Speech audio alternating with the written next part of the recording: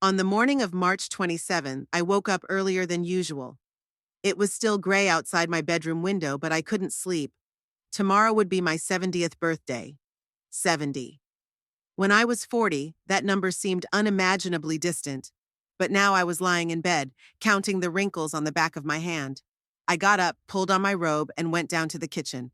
Dolores was already at the stove making breakfast. She's been my housekeeper for 15 years, ever since Jorge got sick, and it's been hard for me to manage a big house by myself. Dolores is the kind of person who is never late and always knows what needs to be done without waiting for instructions. Senora Amelia, you're up early, she said without turning from the stove.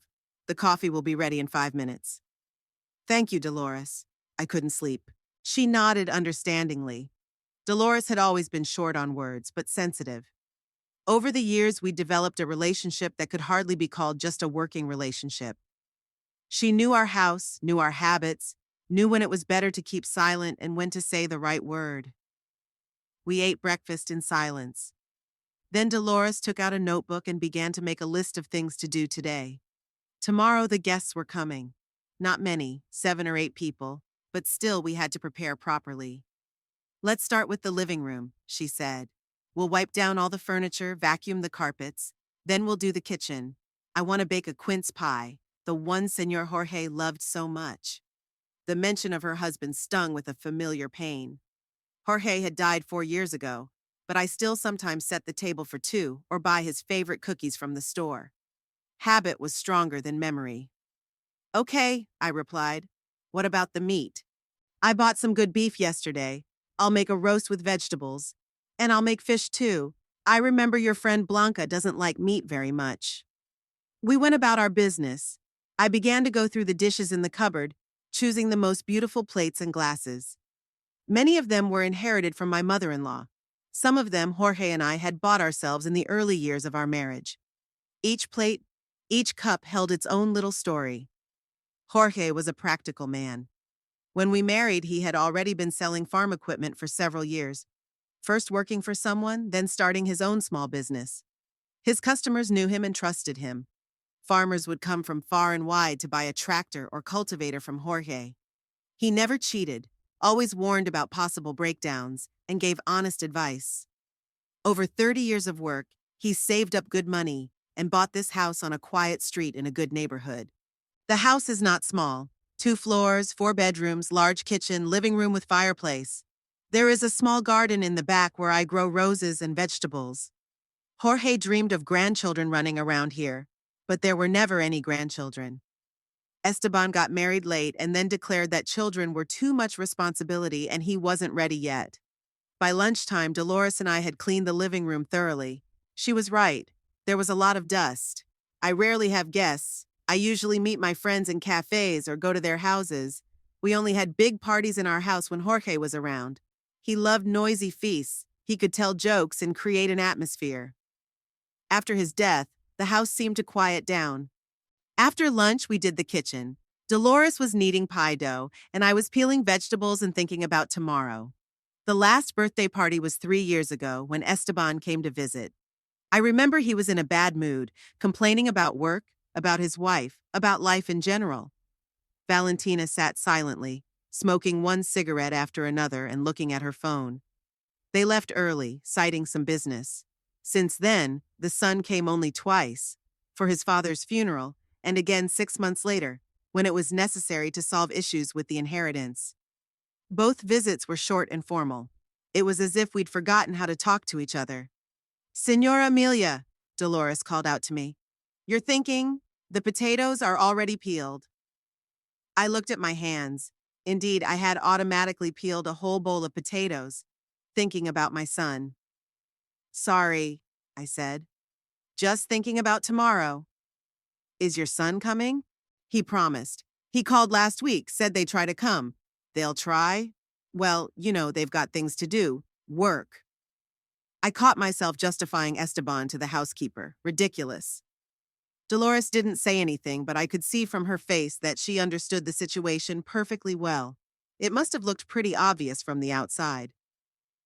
By 5 o'clock, the main work was finished. Dolores packed up the finished pie, cleaned up the kitchen, and got ready to leave. She lives on the other side of town, takes 2 buses, so she always leaves early. Goodbye, Mrs. Amelia. I'll be back by 9 o'clock tomorrow morning to prepare the roast and set the table. Of course. Thank you for everything. After she left, the house was silent. I took a shower, changed into a light dress, and went out onto the terrace. March in Rosario is a wonderful time. It's not hot yet, but it's not cold. The evening air is soft and warm. Roses were blooming in the garden. About 7 o'clock, a car arrived. I recognized the sound of the engine, Blanca's old Volkswagen, which she had been driving for 10 years and flatly refused to change. The door slammed, and a minute later my friend appeared in the wicket with a large box in her hands. Blanca Moreno is the only person with whom I have a really close relationship. We've known each other for over 40 years, having met in a sewing class when we were both young married women. Then life took us to different parts of the city, but our friendship remained. Blanca worked as an elementary school teacher and raised 2 children. She was widowed before me. Her Ramon died 6 years ago of a heart attack. Happy birthday, she exclaimed, hugging me. I brought you a present from myself and all your former students. What students? I was surprised. Just kidding, Blanca laughed. It's a cake. I baked it all last night, wanting to do something special. We went to the terrace. Blanca opened the box, and I saw a magnificent cake. 3 crusts, thickly smeared with cream, decorated with fresh berries and cream roses. On the top crust in golden letters was written, 70 years. My God, Blanca, it's a work of art. Why did you go to all that trouble? Oh, come on. I like to bake, you know. Besides, it's not every day a friend celebrates her 70th birthday. I put the kettle on, got out the best set. We sat down at a small table on the terrace, and I felt something relax inside. Blanca had always been easy.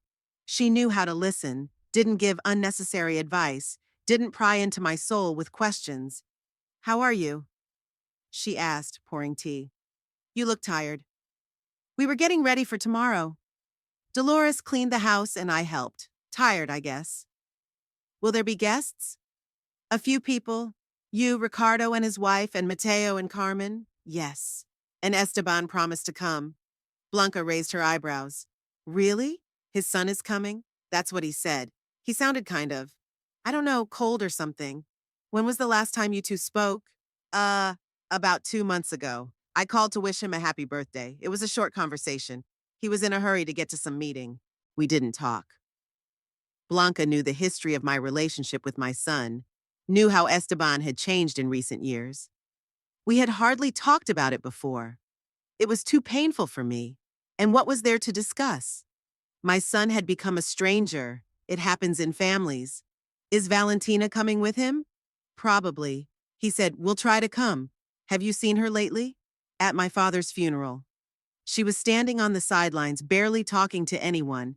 It was as if she didn't care at all. Blanca sipped her tea and looked at me carefully. Amelia, do you want them to come? The question caught me off guard. I opened my mouth to automatically reply, of course I do. But the words wouldn't come. Really, did I want to see Esteban? Did I want to feel superfluous in the presence of my own son again? I don't know, I finally admitted. I miss him, but not the man he'd become. I miss the boy who used to come running to me with broken knees, the teenager who told me about his first crushes, and this Esteban, he's a stranger. What happened? When did everything change, I wondered. When exactly did my affectionate, open-minded son turn into a strange, irritable man? Maybe after I divorced my first wife? Or when he started having problems at work? Or maybe even earlier? I'm not sure. I think it started after he married Valentina. No, it had nothing to do with getting married. It was just a coincidence of timing. He's become kind of angry, and he's not happy all the time. He complains about everything, his job, his money, his life, and for some reason I get it too, like I'm to blame for his failures. Maybe he's just going through a rough patch. 4 years? That's too long. The sun was setting and the air was getting cooler. I brought a light sweater and threw it over my shoulders. The windows were lit up in the house across the street. A young family with 2 children lives there. Sometimes in the evenings I hear the children's laughter and remember how little Esteban used to play in our garden. You know, Blanca, sometimes I think I miss something in my upbringing. Maybe I spoiled him too much. Or, on the contrary, was too strict. Stop it, said her friend sternly. You were a wonderful mother. I remember Esteban as a child, a well-mannered, kind boy. People change, it's not always the parents' fault. But still, no buts. You gave him the best years of your life, education, love, care. If he doesn't appreciate that, that's his problem, not yours. We sat there until it was dark. Blanca told us the news. Who among our mutual acquaintances got married, divorced, sick, or recovered? The usual conversations of elderly friends, but I needed them. After a long day of preparation for the holiday, after thinking about my son, such a simple conversation had a calming effect. Around 10 o'clock, Blanca went home. I'll be home by 4 tomorrow, she said, hugging me goodbye.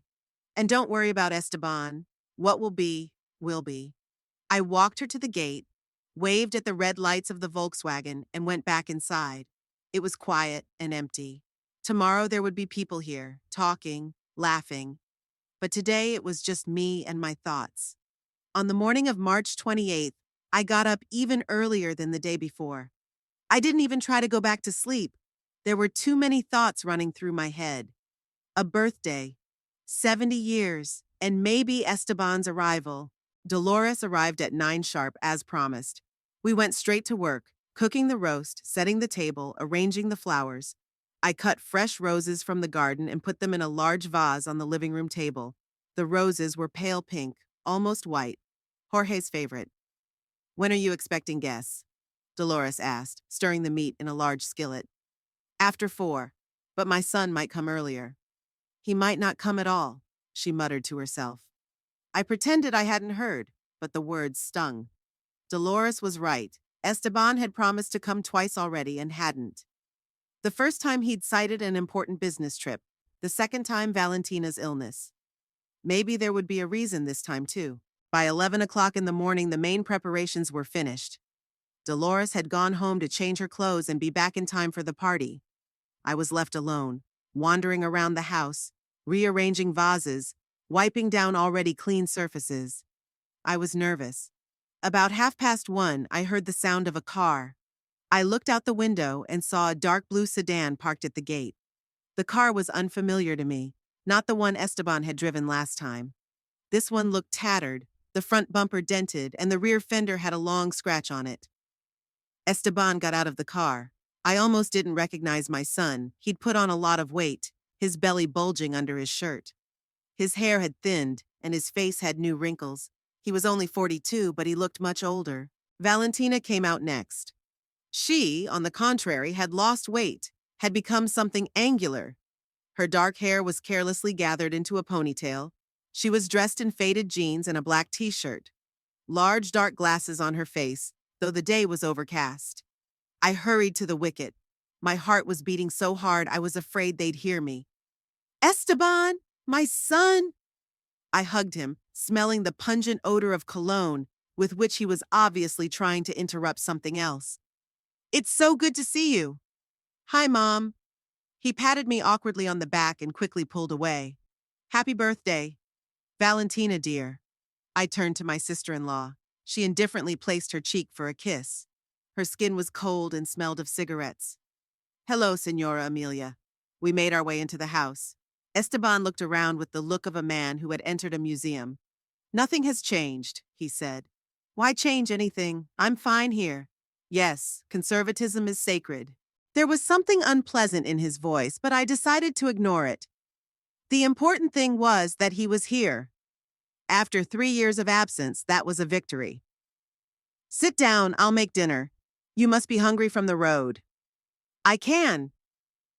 Esteban sat down in the chair that used to be his father's favorite. Do you have anything to drink? Sure. Wine, beer? Beer's fine. I brought a bottle of beer and a glass from the fridge. Esteban drank straight from the neck without waiting for the glass. Valentina walked silently to the balcony and smoked. The smoke wafted into the room, but she paid no attention to it. Valentina, can I get you something too? I don't need anything, she answered without turning around. I went into the kitchen to warm dinner. My hands were shaking from excitement, from joy, or maybe from anxiety. Something was wrong. Esteban looked tired, irritated, and Valentina acted as if she were here against her will. When I returned with the plates, Esteban was finishing his second beer. There was an empty bottle on the table next to his chair. "How are things going at work?" I asked, setting a plate of roast in front of him. "Work?" He grinned. "It's great. The boss is a complete idiot. The paychecks are late, the customers are rude. It's heaven on earth in a word. But you're a manager." "Manager," he mocked. "Sounds nice, doesn't it? But in reality, I'm an auto parts salesman. I stand behind the counter and smile at assholes who can't tell the difference between brake pads and spark plugs." "Esteban, you shouldn't talk like that." "What should I say? Do you paint in pink? I'm 42 years old, Mom. 42! And I'm stuck in this shithole selling parts. You know what my dream was when I was 20? I thought I'd be an engineer, building bridges, designing factories. But instead, he waved his hand and began to eat. He ate greedily, quickly, almost without chewing. I looked at him and tried to find something of the old Esteban, the boy who dreamed of being an engineer and drew drawings of bridges in his school notebooks. "What's stopping you from changing jobs?" I asked cautiously. "Age is an obstacle. Experience gets in the way. Education gets in the way. You want to know the truth? At 42, no one wants an engineer without connections and money. All the jobs are already taken. You need protection everywhere. But you have experience." "What experience? 15 years selling parts?" "That's not experience, that's a judgment." Valentina finished her cigarette and went back into the room. She sat down at the table but didn't eat. "Not hungry?" I asked. "No appetite." She spoke quietly, monotonously, as if each word was difficult for her. I couldn't see her eyes under her dark glasses, but I could tell from the tense expression on her lips that she wanted to be anywhere but here. "How are you? How's your health?" "I'm fine," Valentina answered briefly. "Are you still working at the clinic?" "Yes." The conversation wasn't going well. I felt intrusive, but it was awkward to keep quiet. The three of us were sitting at the dinner table, but there was a wall between us. Esteban finished his third beer and pushed his empty plate away. "You're a good cook. You always do." Dolores cooked. "Remember her?" "Vaguely." "Oh yeah, the housekeeper, still working for you?" "Of course she is. She helps me a lot." "You're lucky. You can afford a maid."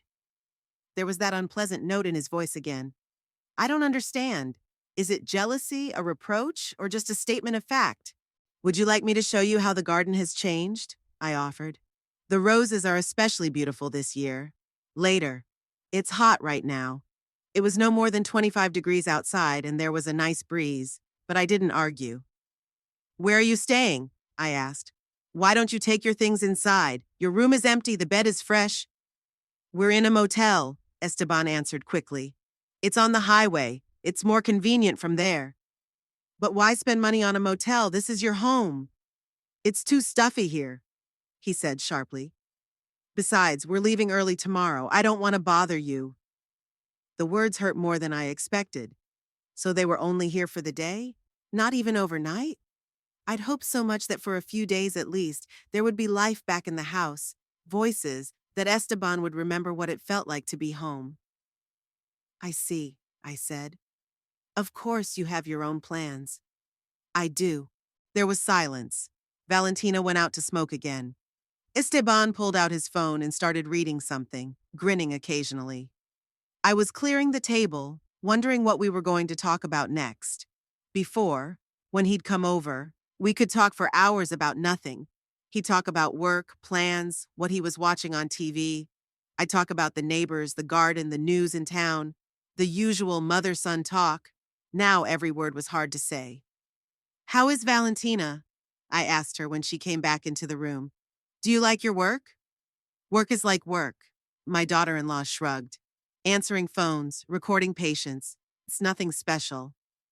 "You used to want to be a nurse, didn't you?" "I used to want to do a lot of things," she said dryly. "Life has taken its toll." "I understand, but still, medicine is interesting." "Medicine is blood, disease, and death," Esteban interrupted. "What's interesting about it?" "Valentina listens to people complain about their ailments every day. It's a lot of fun." "Esteban, don't say that." "What should I say? Can't you tell the truth?" He got up and walked around the room. I noticed that he walked unsteadily, swaying. He smelled not only of cologne, there was another odor, familiar and unpleasant, the smell of alcohol. Son, have you been drinking tonight? Why can't I? He turned to me. His eyes were red, his speech a little slow. Isn't Mom's birthday an excuse? Of course it is. It's just another day. So what? There's only time to drink in the evening? That's not what I was gonna say. What were you gonna say? That your son is an alcoholic? That he's a drunk? Just say it, don't mumble. Esteban, calm down, Valentina said quietly. Don't make a scene. What scene? I just want to know what Mommy thinks of us. The word Mommy sounded so mocking that I shuddered. Was this man really my son? The same boy who came running to me screaming with joy? The one who said I was the best mom in the world? I don't think anything bad, I said quietly. I'm just worried about you. You don't have to worry, I'm doing great. My job sucks. I'm running out of money. My wife's depressed all the time, but other than that, everything's great. Valentina jerked as if she'd been hit. Why are you saying that? She asked. What's wrong with it? Isn't it true? You're the one who complains every day that life is shit. Stop it. I stood up. Stop it, please. There's no need to fight. Who's fighting? Esteban was surprised. We're just talking. Honestly, openly.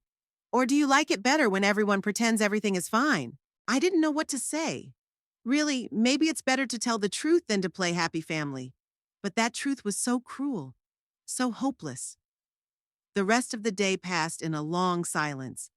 Esteban leafed through magazines. Valentina smoked on the balcony or sat staring at her phone. I tried to find something to talk about, but all my attempts were met with a wall of indifference. By late afternoon, Esteban was completely tipsy.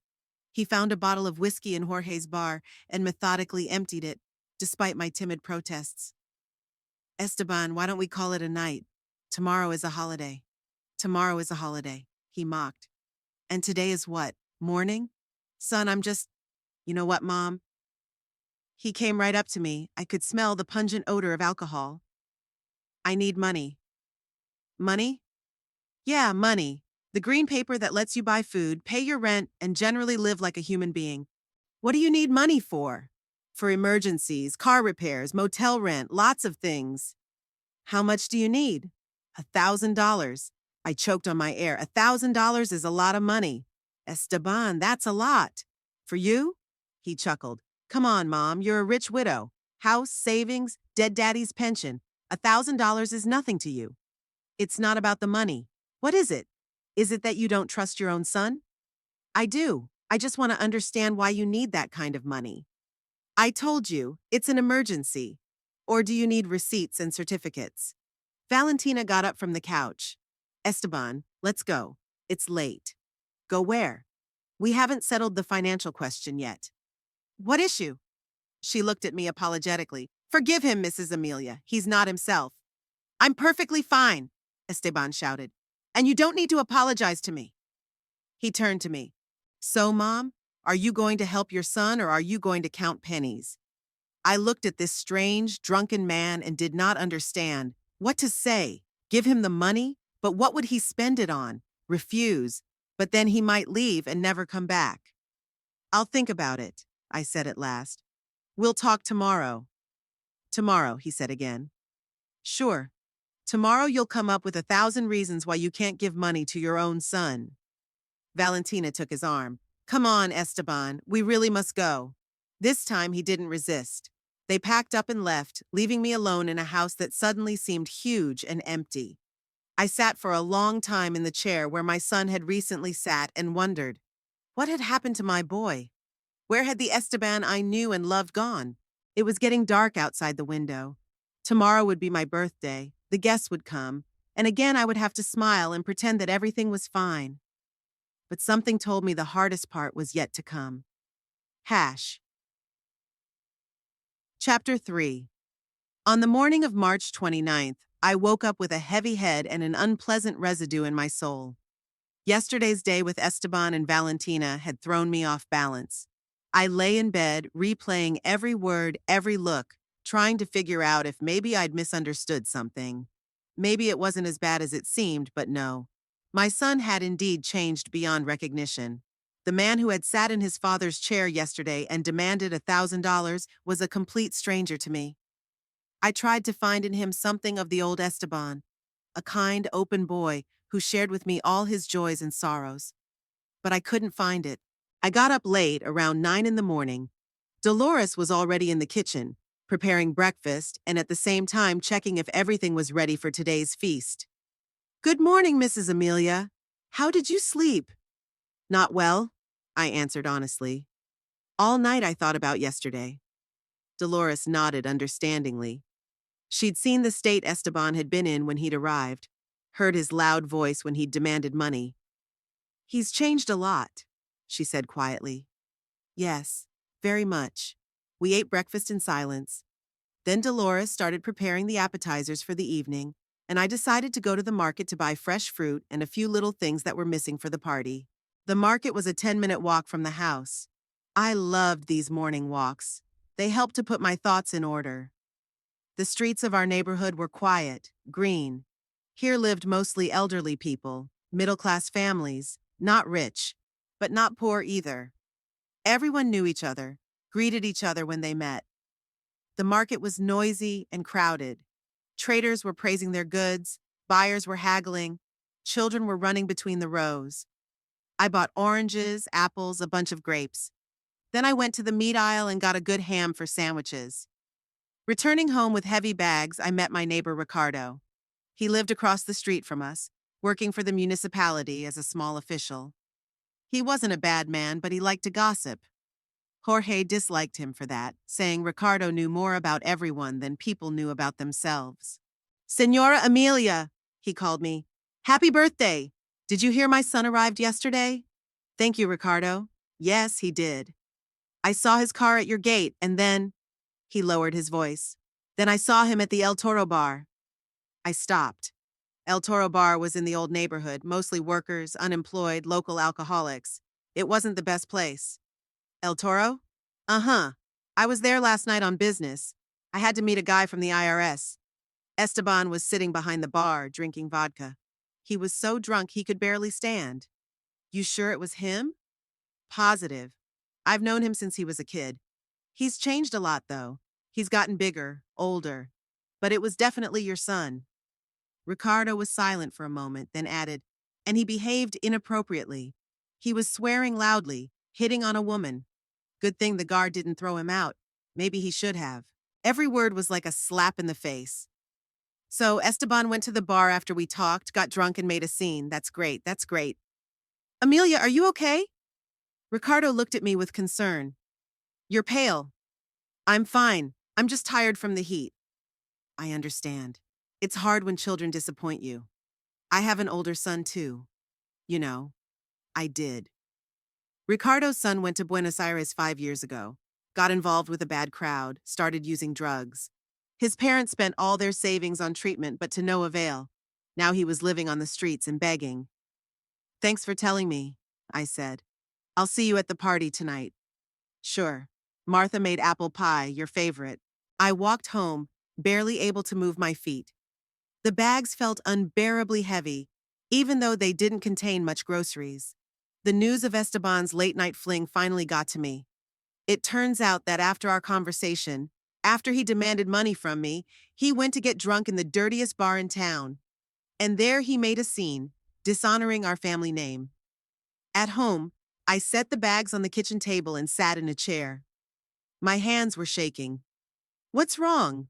Dolores asked when she came into the kitchen. "You look upset." "I met Ricardo," he told me. I stammered. "Esteban was at the El Toro bar last night, very drunk." Dolores shook her head. "I'm not surprised. You could tell he was a man who'd been drinking for days." "How did it happen?" I looked at the housekeeper. "He was a good boy. He studied well, didn't get mixed up with bad company." "Where did that come from?" "Life is complicated, Mrs. Amelia. People change, not always for the better. But he's my son. I gave birth to him, raised him, loved him. Doesn't that mean anything?" "It does. But a grown man chooses his own path. You can't live his life for him." Dolores was right, but that didn't make it any easier. I put the shopping away, helped her with her evening preparations, and kept thinking, what if Esteban showed up drunk again tonight? What if he makes a scene in front of the guests? How would I explain it? Around 1 o'clock, I heard the familiar sound of a car. I looked out the window. The same dented car, the same Esteban behind the wheel. Only today he looked even worse than yesterday. His eyes were red, his face puffy, his clothes crumpled. Valentina sat next to him wearing dark glasses, as still as a statue. They walked into the house without saying hello. Esteban went straight to the bar for a beer. Valentina walked silently to the terrace. I followed her. What's up, Valentina? How are you feeling? Fine. She took out her cigarettes and lit a cigarette. Why don't you have some lunch? Dolores made soup. I don't feel like it. And Esteban? Ask him yourself. Talking to her was like talking to a stone wall. I went back to the house. Esteban was finishing his second bottle of beer and rummaging through the fridge. Do you have anything decent to eat? He asked without turning around. Sure, soup, cutlets, salad. Cutlets will do. I warmed up some food for him. He ate in silence, occasionally sipping from the bottle. He smelled of booze, tobacco, and something else unpleasant. How did you sleep?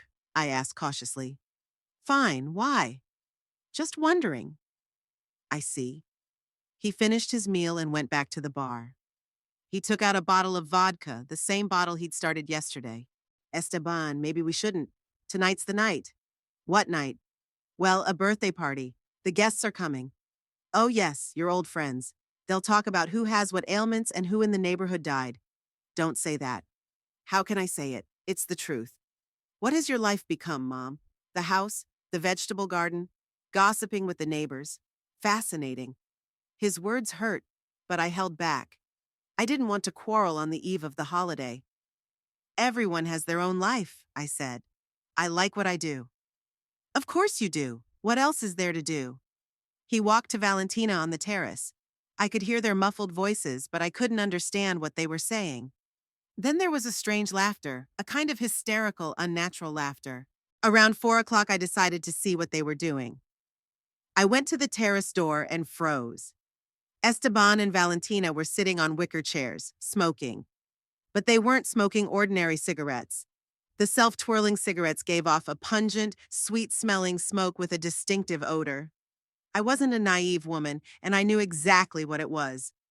They were laughing loudly at something, showing each other something on their phones. Both of their eyes were red, their movements sluggish. I coughed. They turned around quickly, and Esteban immediately put out his cigarette on the terrace wall. Mom! He tried to smile. And here we are, resting. I see, I said dryly. Don't look like that. We're not doing anything wrong. No, we're not. Nothing wrong.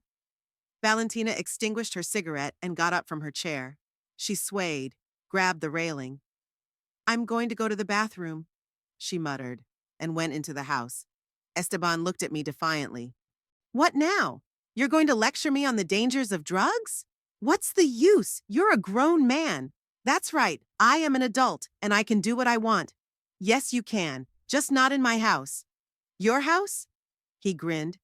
And just the other day you said this was my house, that this was my room, that I was always welcome here. You are, but not in this state. In what state? I'm sober. Esteban, you're sober. You're drunk, you're stoned, you smell like a dump. Is that normal? What's normal? He got up and came right up to me. Is this life normal? Sitting in this crypt, watering flowers and waiting to die? It's my choice. It's your choice. And my choice is to relax the way I like to relax. Okay, relax, just not here. I got it, not here. He turned away and looked out into the garden. I went inside, my heart pounding like crazy. So not only is my son an alcoholic, he's also a drug addict. That's great. That's great. By lunchtime, they had recovered a little. They sat down at the table, but they behaved strangely. They were silent, then suddenly started giggling for no reason. I tried to make casual conversation. Today, I met Ricardo at the market. He said hello, that Marta had baked your favorite apple pie for the holiday. Ricardo, Esteban repeated. The local gossip. He's not a bad man. He just likes to talk. Talk. Esteban sipped from his wine glass. What does he like to talk about? About who's been where and done what? All sorts of things, the usual neighborhood chatter. Oh, I see. So he told you where he saw me yesterday? I was stunned. How does he know? Did he? Esteban insisted. Yes, I admitted. He said he saw you at the bar. At the El Toro bar. And what else did your nice neighbor tell you? That you were, drunk? Drunk, he laughed.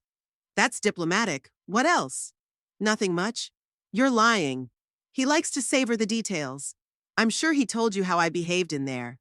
Esteban, why are we talking about this? Because I'm interested. I want to know what dear mommy thinks of her son. Valentina giggled. Dear mommy, she repeated. That's funny. Yes, it's funny, Esteban agreed. It's especially funny to be lectured by a man who has spent his whole life in four walls. I'm not lecturing you.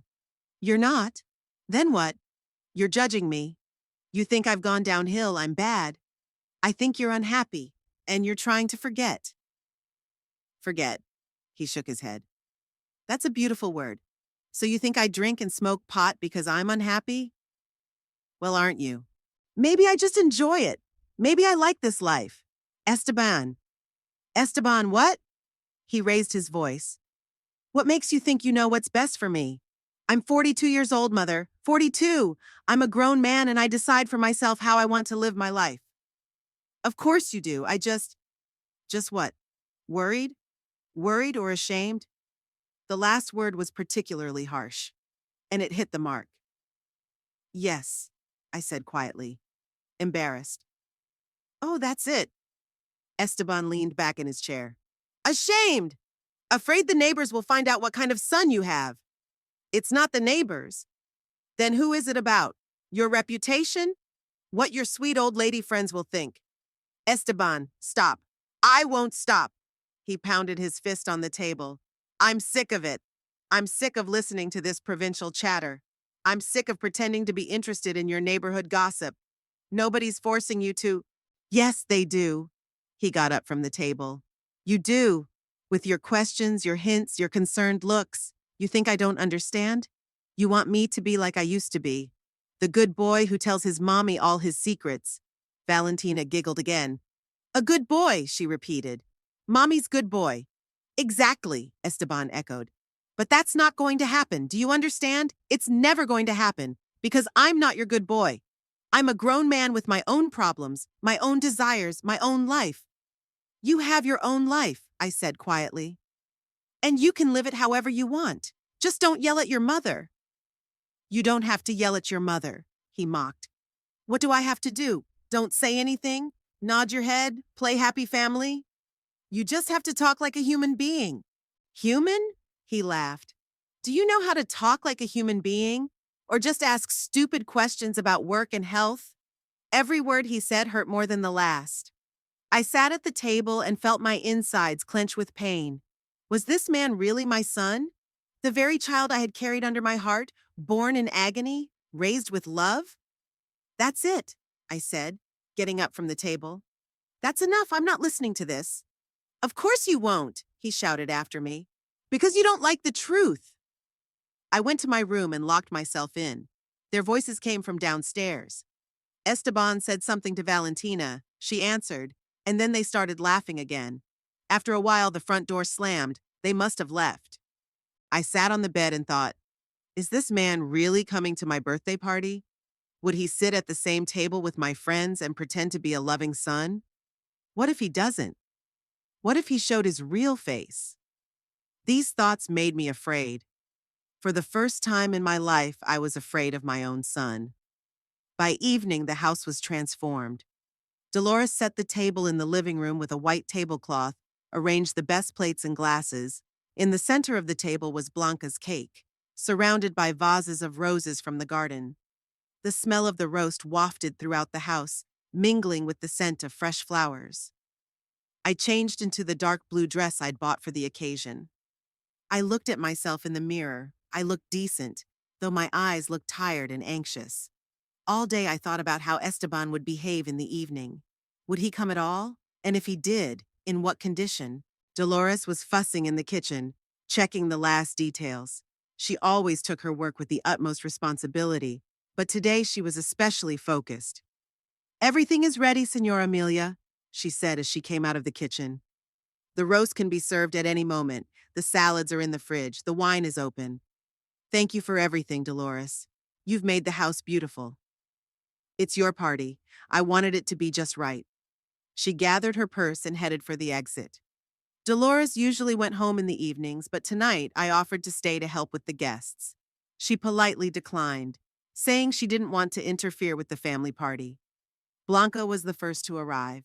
She appeared at 5:30 with a bouquet of yellow chrysanthemums and a box of chocolates. "Happy birthday, darling." She hugged me and handed me the presents. 70 years is a serious date. "Thank you. Come in. Make yourself comfortable." We went into the living room. Blanca looked approvingly at the table. "It's beautiful." Dolores did her best. "Yes, she's a master of her craft." "Is your son coming?" He promised. "I don't know what condition he's in." Blanca took the hint and nodded. We sat down in the armchairs by the window and waited for the other guests. Soon Ricardo and his wife Marta arrived. Marta brought the apple pie that Ricardo had mentioned yesterday. Then came the neighbors, a middle-aged couple, Mateo and Carmen, who lived 2 blocks away. By 6 o'clock, 7 people had gathered. Everyone was congratulating me, giving me small gifts, flowers, candy, books. I smiled, thanked, played the role of a happy birthday girl. But inside I was growing anxious. Where was Esteban? "Why don't we start without him?" Blanca suggested. "We should not delay the guests." "Let's wait a little longer," I asked. We sat down at the table. Ricardo opened a bottle of champagne and poured it into glasses. Marta talked about her grandchildren. Mateo about the problems with the roof on their house. Ordinary conversations that had seemed cozy and warm to me before. Today they sounded strained. Around 7:30, I heard the familiar sound of a motor outside the window. I looked out, the same dented Esteban's car. My heart jumped. "I think my son has arrived," I told the guests. Everyone perked up, turning toward the door. A moment later, Esteban entered the living room with Valentina. He was dressed in a wrinkled shirt and jeans, his hair disheveled. He smelled of alcohol, strong and distinct. Valentina held onto his arm, swaying. "Hello, everyone," Esteban said loudly. "Sorry I'm late, been busy." He looked around at the crowd. His eyes were red, his speech a little slower. "Happy birthday, Mom." He came over to me and pecked my cheek. The smell of booze was even stronger. "Thank you, son. Sit down, please." The guests politely greeted Esteban and Valentina. Some remembered him as a boy, others were meeting him for the first time. Ricardo eyed his son curiously, probably comparing him to the man he had seen in the bar. "Shall we start celebrating?" Esteban plopped down on the chair next to me. "Where's the booze?" "Here's the champagne." I pointed to his glass. "Champagne?" He frowned. "It's not a drink, it's a soda. Do you have something stronger?" "Esteban, can we stop for now?" I said quietly. "Enough of what?" He raised his voice. "Enough fun at your own mother's birthday party?" The guests looked at each other. There was an awkward silence. "Sure, have fun," Blanca said quickly. "Let's just eat first. The table is so beautiful." "Yes, let's eat," Martha agreed. "The cake will get cold." I got up to fetch the roast from the kitchen. The dish was heavy, and I struggled to carry it. "Esteban, help your mother," Blanca asked. "You're the waitress here. Can't you do it yourself?" Esteban said loudly without moving. I froze in the middle of the room with the dish in my hands. All the guests stared at him. "What did you say?" I asked quietly. "I heard." He turned to Valentina and laughed. "Look, dear, our waitress is asking for help. Why don't we leave a tip?" Valentina giggled. The others sat petrified. "Esteban," Ricardo began. "Esteban what?" he snapped at her. "Did I say something wrong? Mom is our common waitress tonight, carrying the food, serving the guests." "You're drunk," Marta said quietly. "So what? Is that a reason to refuse to help an elderly waitress?" I put the dish on the table. My hands were shaking, but not from the weight. Inside, I was burning with shame and humiliation. My own son had called me a waitress, in front of guests, on my 70th birthday. Sit down, Esteban, Mateo said firmly. That's enough. Or what? Esteban stood up and put his hands on the table. You're going to kick me out of my mother's house? No one is kicking you out, said Blanca. Just behave yourself. Behave? He laughed. What's not decent about calling things by their proper names? Mom's working as a waitress today. Carries the food, clears the table, makes sure everyone's happy. Isn't that right? Valentina giggled again. I looked at her, her eyes glassy, her smile goofy. She was in the same state as her husband. That's enough, I said. My voice sounded quieter than I wanted it to, but firm. Enough of what, Mommy Waitress? Something burst inside me. All the pain, all the frustration, all the shame of the last few days came together in one lump and rose to my throat. Enough, I repeated, and stood up from the table. No more humiliation. Everyone stopped talking and looked at me. I have an announcement to make, I said, surprised at my own calmness. Today, on my 70th birthday, I've made a decision. What decision? Esteban asked warily. I will bequeath my entire fortune of $900,000 to St. Teresa's orphanage. There was dead silence. Esteban sank slowly into a chair. What? He asked again. You heard. The house, the money, all the savings to the orphanage. There the children appreciate care and don't call those who take care of them waitresses. You can't do that, Esteban muttered. I can, and I will. I'll go to a notary tomorrow. But it's my inheritance. I am your son. You are my son, I agreed, but not the one I raised, that Esteban would never humiliate his mother in front of guests. Mom, I was joking. It was a funny joke. Your wife especially liked it. Esteban jumped up and pounded his fist on the table. The glasses clinked. You have no right, he yelled. This is our family's money, Father's money. Dad earned that money through honest labor. He wouldn't want it to go to a drunk and a junkie. I'm not a junkie. You're not? What were you smoking on the terrace last night? Esteban opened his mouth but said nothing. Exactly, I nodded. And don't think I don't know about your trips to the El Toro bar. The old, he stammered, looking at the guests. Old fool! That's what you are! An old, stupid fool! Several of the women gasped. Ricardo and Mateo rose from their seats. That's enough, said Ricardo. Go away. You go, Esteban shouted. This is not your house. It's not yours either, I said calmly. It's definitely not yours now.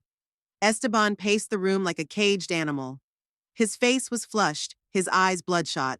You'll regret this, he shouted. You'll regret it. I'll find a way to contest the will. I'll prove that you're out of your mind. Try it, I replied indifferently. Valentina! He grabbed his wife's hand. Let's get out of here. This place stinks of old age and dope. Valentina rose obediently. As she walked, she hit a chair and almost fell. I'll never come here again! Esteban shouted, standing in the doorway. Do you hear? Never! You can die alone! The door slammed so hard that the glass in the window shook. Outside, the engine started. Tires shrieking, Esteban drove off at full speed. There was a deafening silence in the living room. The guests sat dumbfounded, not knowing what to say. Some stared at the floor. Others looked among themselves. Amelia, Blanca said quietly. Honey. It's okay, I interrupted. I just need a little time. Of course we understand, Marta said quickly. We'd better go. Yes, Ricardo agreed. Let's leave you alone. The guests began to gather. Some mumbled awkward apologies, others tried to comfort. I nodded mechanically, thanking them for their understanding. There was an emptiness inside, a strange, ringing emptiness. Don't blame yourself, Mateo said goodbye. You did the right thing. Children sometimes forget who they owe their lives to, Carmen added. It will pass. Half an hour later, everyone left. Blanca and I were the only ones left. She was silently clearing the table, putting the plates in the dishwasher.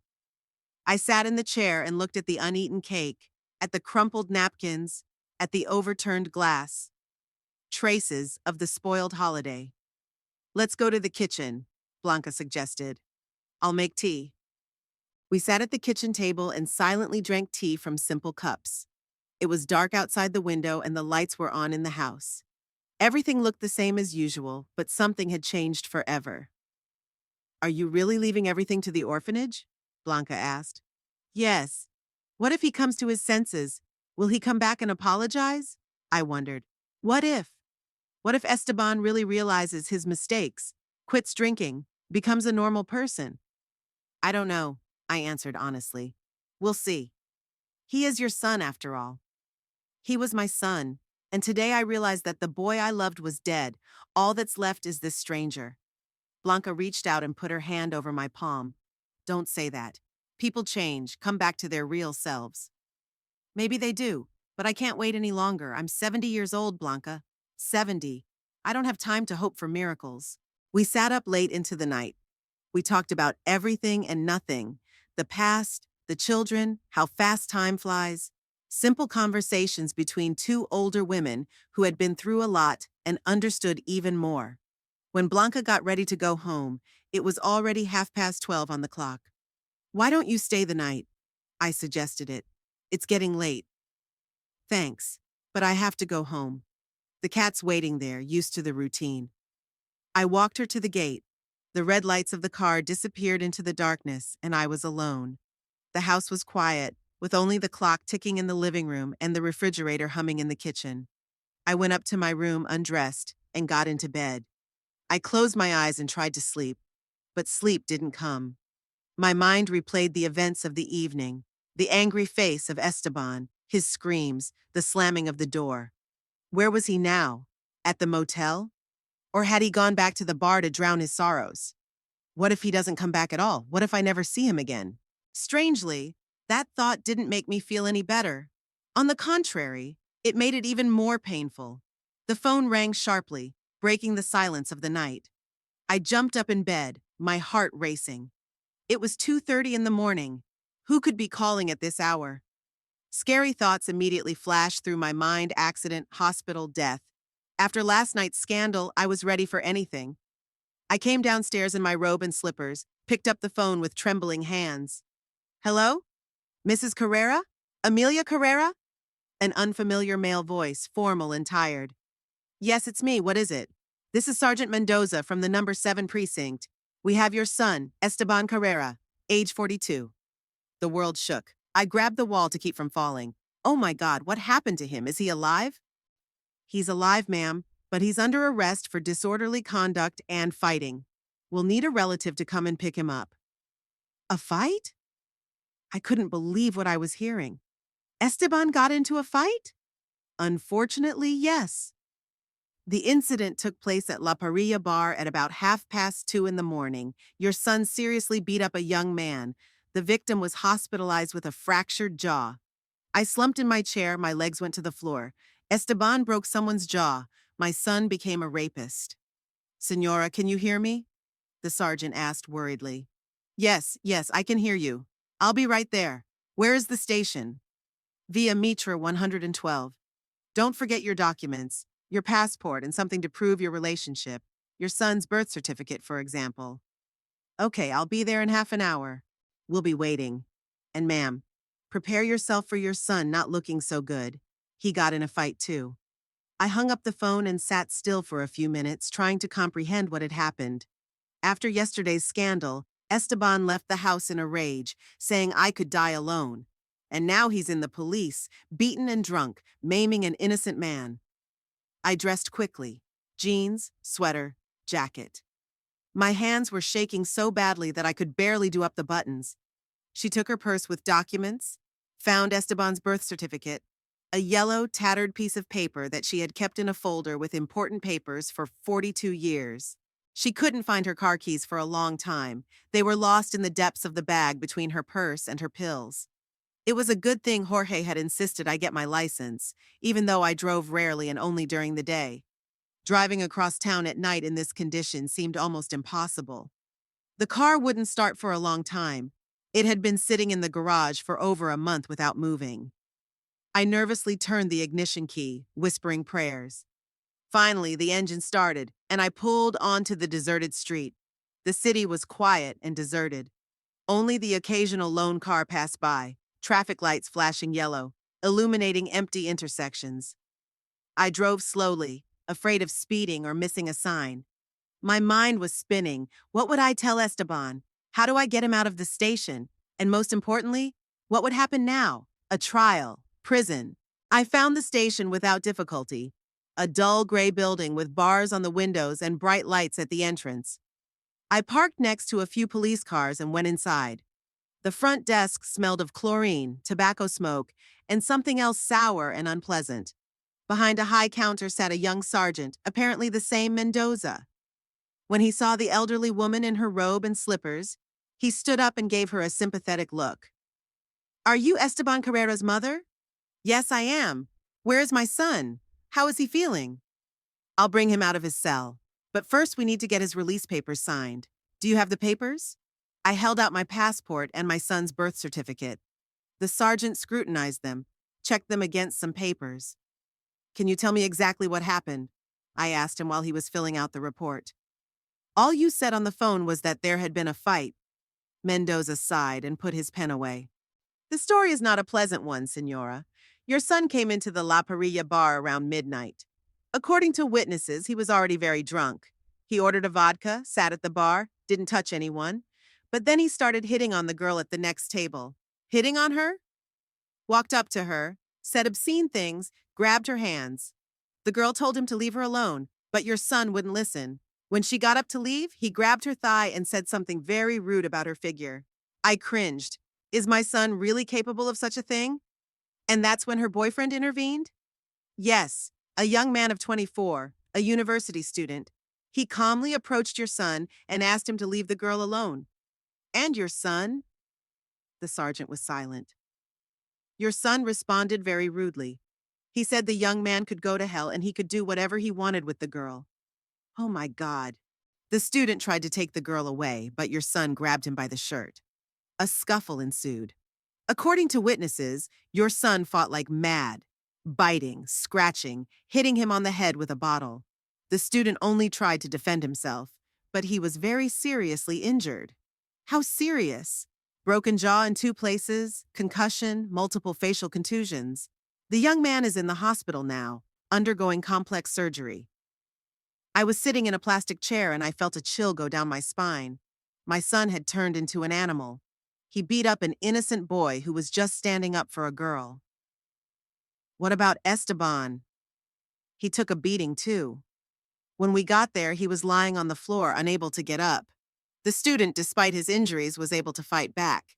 Plus, the bar patrons were afraid he'd hurt someone else." "So what happens now?" "Your son is due to appear at 10 a.m. tomorrow morning to testify. Then there will be a trial, probably a fine and probation. Unless, of course, the victim sues him for grievous bodily harm." "And if he does?" "Then it could be real time. 2 to 5 years." The sergeant finished the paperwork and stood up. "Wait here. I'll get your son." He went into the back of the building. I was alone in the half-empty duty station, where a large wall clock ticked and daylight lamps buzzed. Somewhere in the hallways, doors slammed, voices rang out, keys jingled. A few minutes later, Esteban appeared, accompanied by another policeman. His left eye was completely swollen shut, and there was a huge purple bruise under his right eye. His lip was split and swollen, and there was blood on his chin. His shirt was torn in several places, and his arms had abrasions and scratches. He was walking unsteadily, swaying. "Mom," he said in surprise when he saw me. "What are you doing here?" "I came to pick you up. There's no one else." "Where's Valentina?" "How should I know? Sign here." The sergeant handed me some papers. "It's a receipt that you take your son under your responsibility." I signed, not really knowing what I was signing. The main thing was to get Esteban out of this place. "Can we go now?" I asked. "You can. But remember, he has to be here tomorrow morning at 10 o'clock to testify. If he doesn't show up, we'll put out an APB. He'll show up." We went outside. The cold pre-dawn air stabbed my face. Esteban walked beside me, staggering, my arm around him. He reeked of booze so strong it made me dizzy. "Get in the car," I said, opening the door. "Why?" "I'll drive myself to the motel." "How are you going to get there? Your car's at the bar. Besides, look at you. You can barely stand on your feet. I'll call a cab. No cabbie's gonna take you like that. Get in the car, don't argue. He sat down obediently in the front seat, leaned back and closed his eyes. I started the engine and drove slowly home. For the first few minutes we were silent. Then Esteban spoke. You know, those bastards were the first to start the fight. The sergeant told me what happened. What did he say? He probably lied like all the cops. He said you were hitting on a girl and her boyfriend stood up for her. Molesting? Esteban opened his eyes and turned to me. I was just complimenting her. I said she had a nice figure and that I liked her. That's not a compliment, Esteban. It's harassment. What kind of harassment? I didn't touch her with my hands. And grabbing her thigh is what? How do you know about the thigh? Did that cop tell you everything? Yes, and how you were rude to her boyfriend. Esteban turned his back to the window. That punk got himself in trouble. He came up to me with a big face, and he started making some kind of a pass at me. How dare I talk to his girlfriend? And I told him he could go to hell. And you started hitting him? No, he didn't. He started the fight. He pushed me. I almost fell out of my chair. So I showed him how to talk to men. By breaking his jaw? Why? Next time he'll think twice before he messes with grown men. There was no remorse in his voice. On the contrary, he was proud of the fact that he'd maimed a young man. I gripped the steering wheel so hard my fingers ached. Esteban, do you realize what you've done? The young man is in the hospital. He needs an operation. And you're going to jail. What jail? For what? For causing grievous bodily harm. It's nothing. I'll give him money for treatment, and that's it. You don't have any money. You just asked me for $1,000. Well, I'll ask for more. I won't give you any more. Then it's his own fault. He shouldn't have gotten in the way. We pulled into our street. The house looked dark and empty against the brightening sky. Why are you taking me here? Esteban asked. I don't want to go to your house. I have no choice. I need to treat my wounds and then get some sleep. They won't let you into the motel like this, and it's dangerous to be alone in this condition. I'm not a little kid. You're acting like one, and like a drunk kid. He didn't argue anymore. We went into the house, and I turned on the lights in the living room and kitchen. Sit on the couch, I said. I'll get the first aid kit. In the bathroom, I filled a basin of warm water, took bandages, absorbent cotton, hydrogen peroxide, and potassium permanganate. Esteban sat on the couch, staring dumbly at his hands. His knuckles were bloody, his palms abrasions and cuts. Give me your hands, I said, setting the basin on the coffee table. He held out his palms. I gently rinsed the wounds with warm water, removing the dirt and caked blood. Esteban wrinkled and twitched, but didn't pull his hands away. Does it hurt?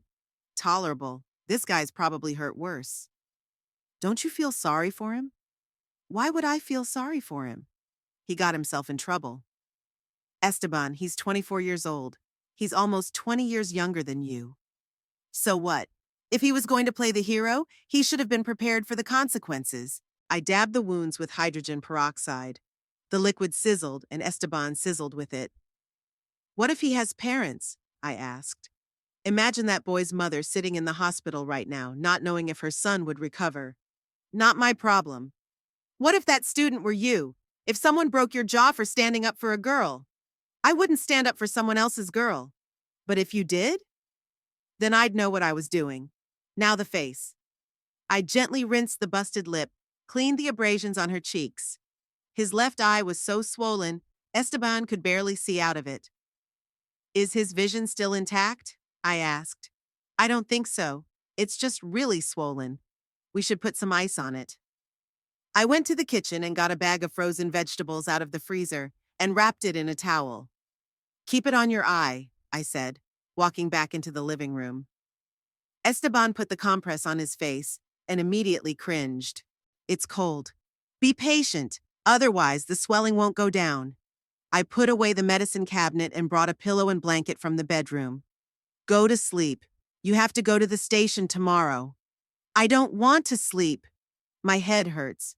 I'll give you something for the pain. I got some Ketanov tablets and a glass of water from the medicine cabinet. Esteban drank the medicine and settled awkwardly on the couch. Mom? he said, looking up at the ceiling. What? Remember when I was a kid and I was afraid of thunderstorms? Running into your bedroom and begging for bed? I do. You used to say that thunder was an angry giant stomping across the sky. Yes. And you explained to me that it was just a natural phenomenon, nothing to worry about. And Daddy used to tell me how electric shocks formed in clouds. Your dad liked to explain scientific things. And you'd just put your arm around me and tell me that nothing bad would happen. And I believed you. Kids always believe their parents. And now I've become the evil giant myself, stomping everyone around me, breaking people's jaws. For the first time in days, there was a note of remorse in his voice. People change, Esteban. You can be a better man. At 42? I doubt it. Age has nothing to do with it. It's all about wanting to. What if I don't want to? What if I like being an evil giant? Then you'll be alone. Because sooner or later, everyone's going to turn their backs on you. They already have. You're leaving money to an orphanage. Valentina's only living with me because there's nowhere else to go.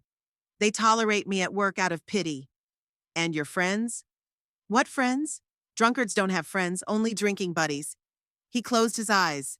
The medicine was starting to take effect. His breathing was getting smoother. Mom, will you forgive me? He suddenly asked. For what exactly? For everything. For last night, for calling you a waitress, for the fight, for disappointing you. I looked at his battered face, at the bruises and abrasions, and suddenly I saw in him that little boy who used to come running to me during thunderstorms. You are my son, I said, no matter what happens. That's not an answer to my question. It's the only answer I have. Esteban nodded and didn't speak again. After a few minutes, he fell asleep, heavily, restlessly, sometimes mumbling something in his sleep. I sat down in the chair next to the couch and waited for dawn. I didn't want to sleep. There were too many thoughts running through my head. What would happen now? A trial? Prison? And if Esteban went to prison, what would happen to Valentina? Would she wait for him? Outside the window, it was getting light. The streetlights were out, and the first pink streaks appeared in the sky. The city was waking up with doors slamming, cars starting, dogs barking. I looked at my sleeping son and remembered what he was like as a child. Kind, affectionate, inquisitive. He was always asking questions. Why the sky was blue, where children come from, why math was necessary. Jorge patiently answered all his whys, and I just loved and enjoyed every day spent with him. Esteban was born after 3 years of trying to get pregnant. The doctors were already talking about infertility, and I was preparing myself for the fact that we would not have children. And suddenly, 2 stripes on the test and the world turned upside down. The labor was hard, almost 24 hours of agony. But when the doctor put a red, wrinkled lump on my chest, I realized, this is the most important thing that happened in my life. Jorge cried with happiness, kissed my hands, whispered, "Thank you for giving me a son." The first years were not easy.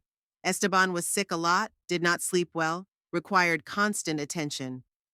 But he was such a smart kid. At the age of 3, he knew the whole alphabet. At 4, he could read simple words. At 5, he could solve examples in his head. At school, teachers praised him, saying that the boy had a great aptitude for the exact sciences. Jorge and I dreamed that our son would become an engineer or a scientist and make our family name famous. As a teenager, Esteban became more withdrawn, but he was still a good son. He helped me around the house, took care of his father when he began to suffer from heart disease. He was never rude, always consulted us on important issues. What happened then? When this kind, intelligent boy turned into a drunken, aggressive man who breaks people's jaws? Maybe a bad first marriage was to blame? His wife left him for another, taking with her all the joint savings. Esteban was very upset then, started drinking a lot, or maybe it was his job. He dreamed of being an engineer, building bridges and roads, but it turned out to be a car part salesman in a small store.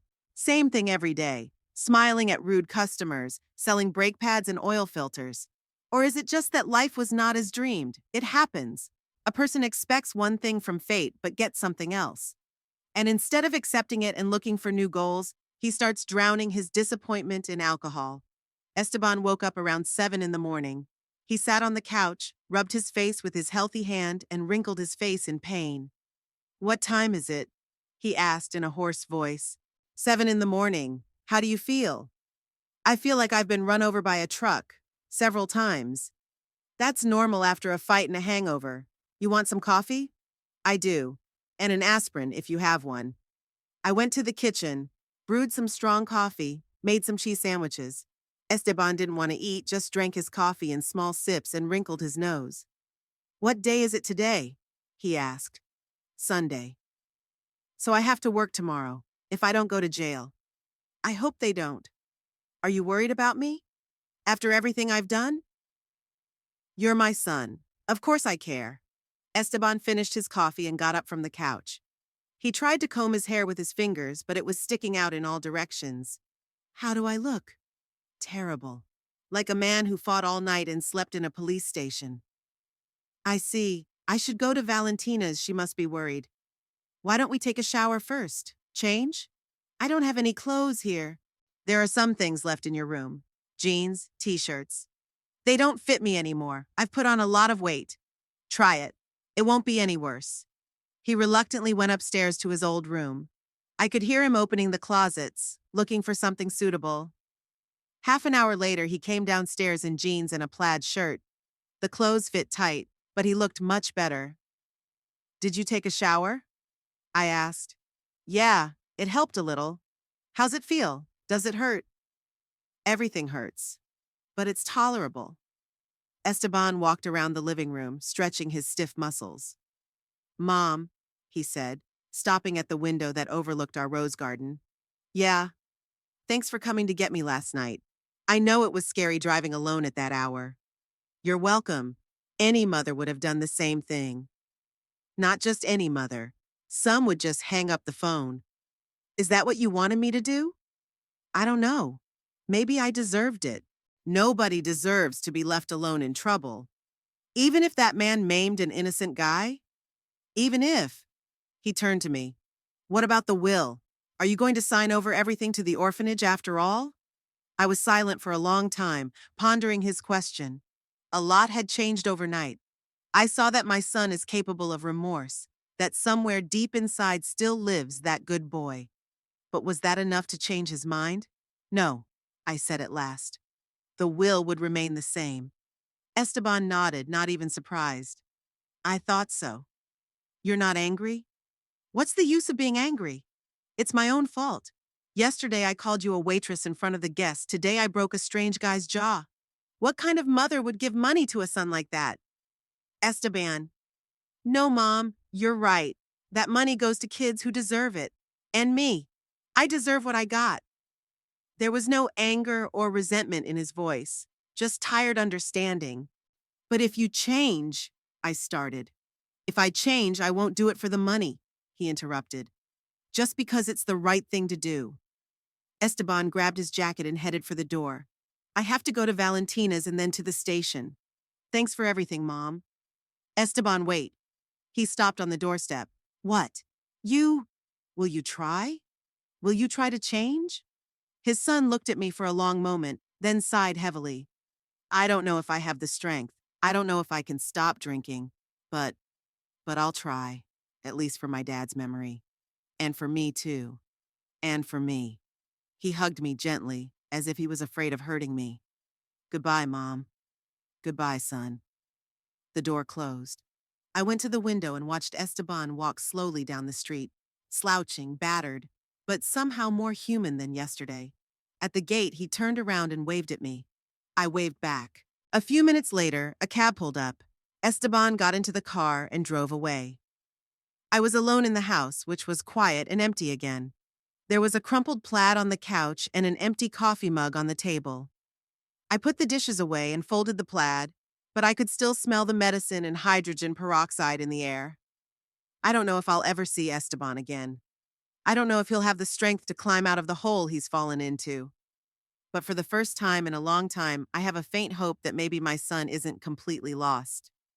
And the will. The will stays the same. Because love and money are different things. And if Esteban really changes, he'll realize I was right.